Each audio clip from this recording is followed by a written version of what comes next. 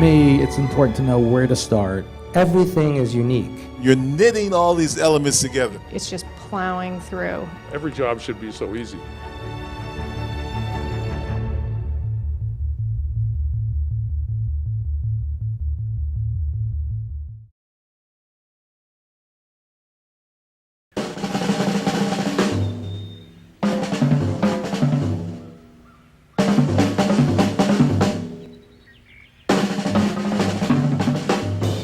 You know, years ago, there was a wonderful book by Ralph Rosenblum called When the Shooting Stops, the Editing Begins. And there was a section in there where he talked about when he would start a film, he would always bring in his collection of 33 records, which nobody probably knows what 33s are anymore.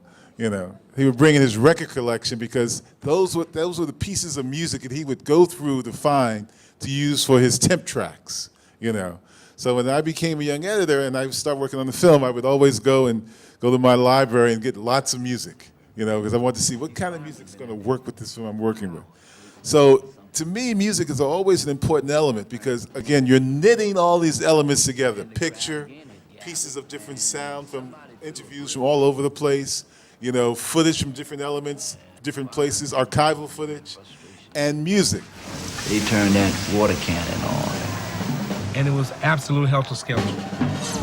How you take blowers and blow leaves and things, but this is how folks were. When I started that film, it was about these 4 girls who were killed in the church bombing in Birmingham in '63. I started to think about the music immediately. Now, Spike always uses Terence Blanchard as a composer, so we knew we were going to use Terence's music, but we wanted to have some other types of music.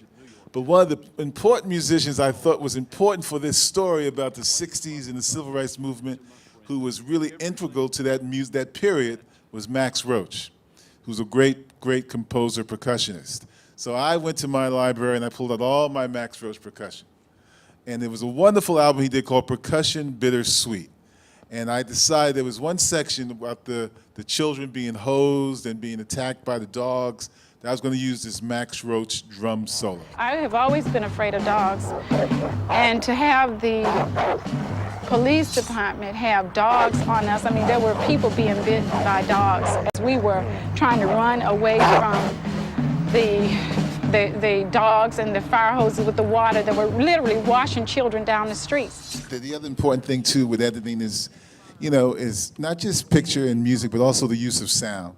And, you know, we were really very, very meticulous in terms of the kinds of sounds, the hoses, the dog barks and everything, you know, to make sure we try to heighten the drama. The dogs were barking, biting, the police were clubbing and stuff, but the little kids on the inside, for the most part, were protected.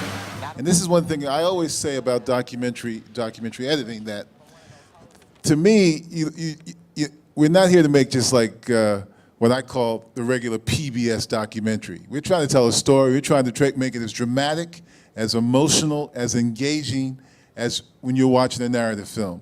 And to me, that's a major responsibility anytime I approach the material, you know, that we're trying to heighten it, heighten the emotion, you know, and if you find the right piece of music, you know, you find that element that can really help bring that together, you've done your job.